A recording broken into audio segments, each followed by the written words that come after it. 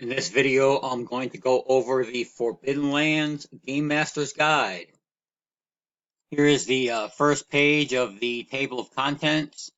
It talks about the job of the Game Master. It gives a history of the world, a detailed history of the world, goes over the gods and deities, a brief background on the kin, bestiary or bestiary, depending on how you decide you want to pronounce that. And then it continues on to a list of artifacts, a list of encounters, adventure sites. The Hollows, Weatherstone, and Vale of the Dead are three pre-made adventure sites that your adventurers can visit. And then we're going to move on. This first section goes over details for the Game Master, but if you've ever been a Game Master, DM, narrator, whatever title your particular game uses, then you pretty much know the information that's contained here. This is, where it helps you guide you in creating your adventures. As far as the solo role player, however, this book is a small gold mine as it contains a ton of various charts, such as events at a stronghold if your characters should happen to build a stronghold. And there's a quick brief listing of some of the things that can happen. If you have any interest in the setting itself, there is a complete history of the world that you can use as a setting for your backdrop for your games, or just use this information to spice up your current world.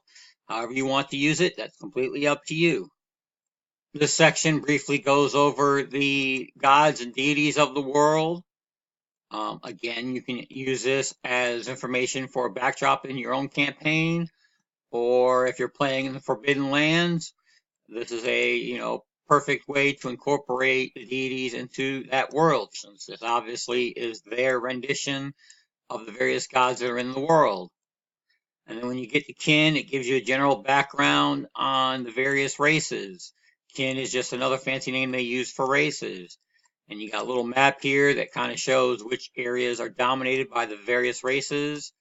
And the book goes on and on that subject. It has its own bestiary, however you want to pronounce it. We'll just call it its monster manual. Now, what I like about this particular one is, okay, we're going to just skip over that real quick, and we're going to come over here to the monster's attacks. Each monster, in addition to its description and stats, has a list of varying attacks. You want to spice up your game, whether you're playing with a group or solo. When you have these monsters, you can use this chart here to determine what type of attack it does, as opposed to it doing the same attack type over and over and over again. This gives the combat a little bit of variation and adds just a little bit more excitement to your game. As your characters travel along their journeys, they're obviously going to run into things. This section here is the section of encounters. Now, I'm not going to spoil any of the encounters, but I believe there are 43 different encounters your characters can run into as they travel. You can also take this chart and incorporate it into whatever role-playing system you're using to give your solo role-playing experience a little bit of a variation as opposed to whatever encounter chart you've been using. 41 different encounters, that's 41 different variations you can throw on a theme here to enhance your solo role-playing experience. This is the simple random encounters chart. You just simply roll a d66. Anytime you roll 11 through 36, your characters have no encounter. 41 and higher, they run across one of these variations of an encounter. And looks like I was right. 43, up to 43 different encounters are in this book that you can use not only for your Forbidden Lands campaign, but for whatever type of campaign you are running in whatever game world you are running. The next section is about adventure sites. Adventure sites are the places your characters are going to run into, the castles, the dungeons, the towns. In one of my previous videos, a subscriber asked how I generated the village in which my character started out in. I simply created an adventure site using these charts. It gives you a type of adventure site, if it's a village, what size. It continues on with age, the ruler, a problem that arises in the village, its claim to fame, a little oddity, the various institutions that could be found in the village. Come up with names for the inn,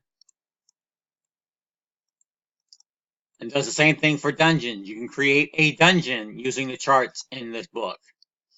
The size, creators, original purpose, history, inhabitants, where's the entrance.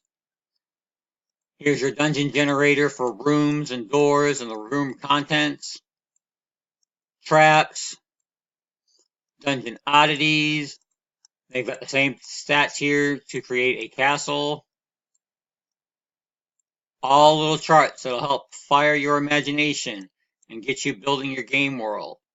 They even got creatures and NPCs. They got the stats for just some some of the very variable encounters you'll come across, as far as like an NPC would be concerned. Gives various traits, characteristics, and quirks. It's got a complete treasure table for simple finds in a layer, valuable finds in a layer, carried precious finds in a layer, oddities about those finds, and then it gets into the actual adventure sites that they've created. Now, I am not going to show any of that because I don't want to show any spoilers. When I say adventure sites, it's not exactly a pre-programmed type adventure. It just tells you, okay, here's the village, here are, the various buildings, here are the various NPCs, and their reactions toward each other, whether they like each other, who hates who does what. It creates a good background setting for that village and a good place for maybe even your characters to start off in, or you can create your own. And this also helps you create, your own adventure sites using those previous charts I just showed you, and how you can make them all work together, how make NPCs interact with each other. So like an NPC reaction and relationship chart kind of thing. I use that to help flesh out my village that I started out in my solo campaign. Plus, sometimes I will reference this material if I'm playing a different system or I need to create a village in a different system on the fly. I will use this information here contained in the book to get that started. And then finally, the last section goes over some major artifacts that could be found in the Forbidden Lands world, and some little rumor handouts that you can hand out to your PCs, or if you're playing solo, just read to yourself. And they sort of kind of give you the background of the various artifacts that can be found in this world. And it'll also, fire up your imagination should you decide to ever create any of your own artifacts. And now I'm going to go into the Forbidden Lands Legends and Adventurers booklet that comes along with the game. And as it states right here, this booklet lets you flesh out your player characters and give them unique backstories with a few dice rolls. This booklet also contains random tables for creating dramatic legends and dangerous monsters in the Forbidden Lands. Once you've chosen or rolled up a random race on this chart here, you then refer to the next chart. Here's an example of an Alderlander, which is basically one of the clans of humans. And it talks about the childhood. You just roll on this D6 chart, and it'll give you a brief background, as well as what your attribute scores or skill scores are. This is also a really quick way to roll up some random NPCs for your world as well. And then the charts go into some formative events based on the vocation and or class, in which you can roll on and get some event that happened in your past that affected your character in some way, and the annotation for skills and talents that would come along with it, and on occasion some additional equipment that your character will receive. That also comes with the legend generator. If you saw my getting started with solo video, I use this legend generator to create a legend that will be the backdrop for my PCs over the course of the long term, hence creating a campaign. And you just go through the charts, basically a long time ago, and you decide when there was a role, who saw it, role, because of role, who traveled to role, located role, in some role, in the direction of role, and as the legend goes, it said that he or she role, and at that location there is or are role, but also role. And then you come to the monster generator. In the Forbidden Lands, during the time of the Blood Mist, demons were running rampant throughout the mist, mating and creating magical creatures, etc., etc., etc.